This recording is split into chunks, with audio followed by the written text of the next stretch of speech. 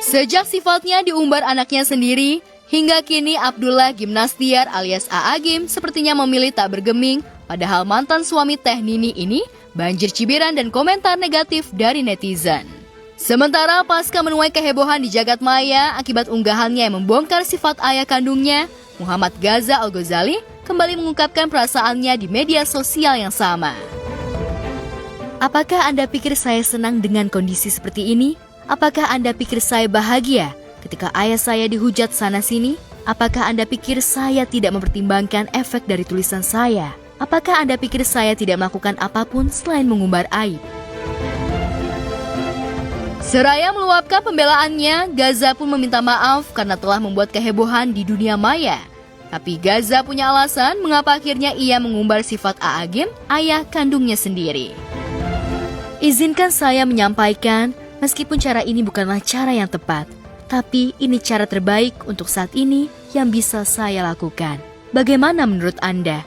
Jika bicara baik-baik sudah, diskusi sudah, debat sudah, bicara dalil sudah, bicara qaul ulama sudah, meminta ulama untuk menasihati sudah, meminta bantuan kerabat sudah, meminta bantuan orang yang dihormati sudah, menyiapkan pengacara sudah, dan berbagai hal lainnya. Anda pikir saya layak diam ketika ibu saya diperlakukan demikian? Lalu saya membiarkan ayah saya begitu saja. Curhat panjang Gaza adalah luapan hatinya yang dipendam selama ini. Tapi apa daya, kekecewaannya pada A'agim justru membuat Gaza malah dicap anak durhaka dan ibunya Teh Nini semakin dibully. Gaza sendiri merupakan anak kedua A'agim dan Teh Nini. Gaza adalah seorang hafiz Quran dan telah memiliki istri bernama Azza Nabila sejak 12 Juni tahun lalu. Seminggu sebelum menikah, A'agim melontarkan pertanyaannya soal kepentingan Teh Nini hadir di momen spesialnya. Buat apa dia hadir? Ungkap Gaza di tulisannya yang berbuntut membongkar sifat A'agim. Sementara itu, lewat media dakwahnya, Teh Nini menjawab permasalahan yang terjadi di keluarganya lewat sebuah perumpamaan saat tanya jawab dengan jamaahnya. Kalau ada orang yang berbuat maksiat tetangga, bukan ingin nambah menjerumuskan, tapi mendoakan, gimana saya bisa membantu dia. Seperti dia sedang masuk ke dalam jurang, terus kita lihat dia masuk ke dalam jurang, padahal dia yang zalim ke kita, memfitnah kita. Gak ada ingin, tadi balas dendam, gak ada kebencian, malah ingin bantu. Dia saudara saya, dia orang beriman, tetangga saya yang ada 3 sosok wanita yang menjadi inspirasi buat Teteh, yaitu Khadijah, kemudian Siti Hajar dan Siti Aisyah. Jadi Khadijah itu ternyata yang terkenal bukan karena kecantikan secara fisik, tapi beliau kecantikannya karena kelembutan hatinya. Terus Siti Hajar tuh yang kebayang tuh wanita kuat ya. Ternyata kekuatan seorang wanita dari seorang Siti Hajar adalah keikhlasan.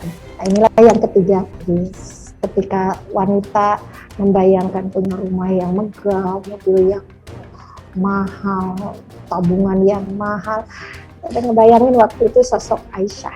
Aisyah itu sangat sederhana, ketika mendapatkan uang dari Rasulullah SAW itu habis pada saat itu juga, dibagikan mungkin untuk beliau secukupnya ya. Ya Allah, ternyata Aisyah itu kekayaannya tuh bukan harta melimpah karena diberikan oleh Rasulullah SAW, bukan juga kecantikan yang selama ini digembor-gemborkan. Ternyata Aisyah itu kekayaannya adalah keluasan ilmu. Tapi sekarang sampai kepada kita ya hadis-hadis yang diriwayatkan oleh Aisyah ya sampai kepada kita ya.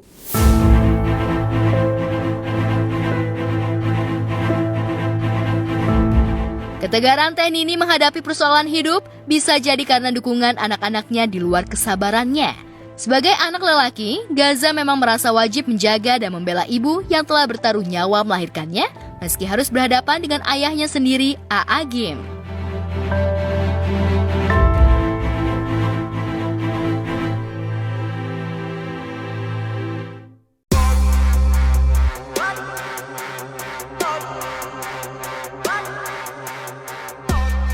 Sementara hal yang nyaris sama dilakukan Atta Halilintar. YouTuber Wahid ini tak terima ibunya Lenggo Geni Faruk dihina dengan menjadikannya konten dalam sebuah video TikTok. Dalam video diduga pemilik akun terlihat tertawa saat wajah Ibunda Atta ditampilkan di layar, lalu terlihat potongan video kecelakaan terjadi dan muncul seorang wanita dengan wajah diperban, kemudian menampilkan wajah penyanyi Amerika Billie Eilish.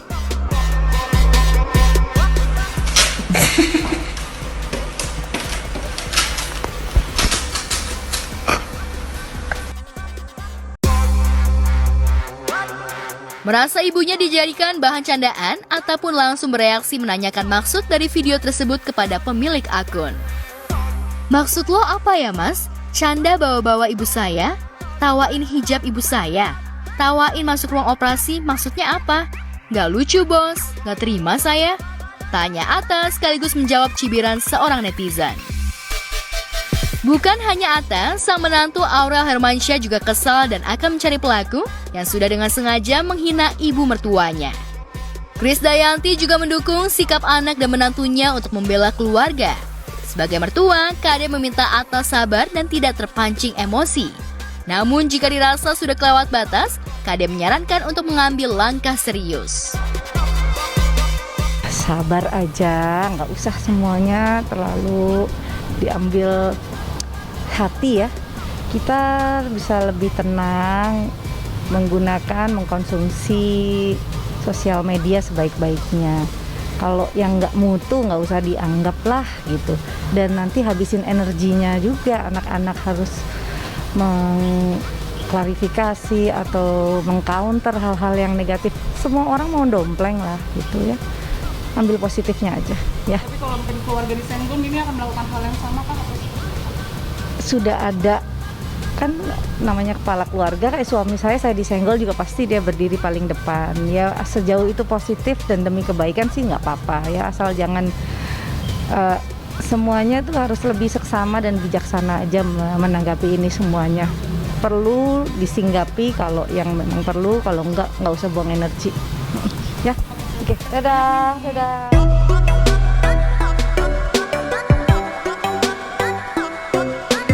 Sementara sebelumnya, perilaku Gen Halilintar menuai protes netizen di media sosial. Sebuah cuitan warga Malaysia dalam akun Karinda Warsito menyebut kalau keluarga dari pasangan Halilintar Anovial Asmit dan Lenggo Geni Faruk dengan 11 orang anaknya itu melanggar protokol kesehatan di Malaysia.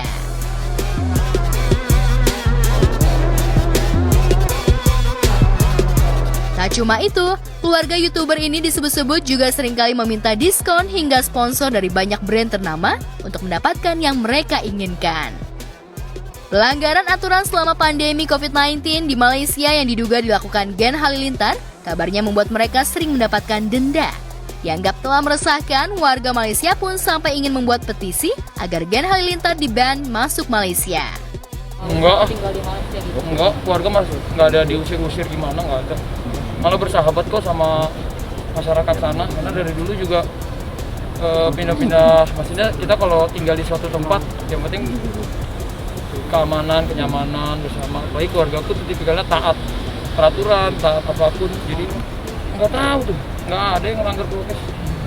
Setahu aku nggak ada. Sampai kemarin, setahu aku tuh udah kemarin ada yang minta maaf, udah bikin berita dia melanggar prokes itu. Kan itu sama aja pencemaran nama baik gitu. Padahal aku sekarang aja di sini pakai masker terus, mana aja pakai masker. Apalagi orang tua aku yang tiap hari ngajarin aku tuh taat peraturan. Dari kecil aku diajarin taat peraturan. Jadi nggak mungkin aku ngerasa mama aku ngelanggar. Apalagi orang tua aku, maksudnya baik banget mendidik anaknya dari kecil gitu.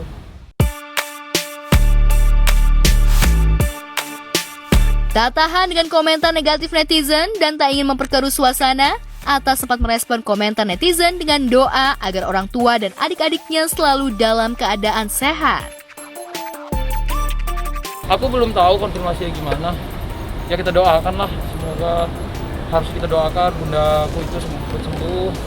Kan pipi juga kemarin ya sakit juga, semoga cepat sembuh. Mama papaku juga sakit, cepat sembuh. Ya ini lagi situasinya semua lagi pada ini kan kita di masa banyak penyakit gitu. Yang penting mereka tetap bisa jaga kesehatan, refreshing pikiran, jalan-jalan aja lah dulu, yang penting sehat gitu.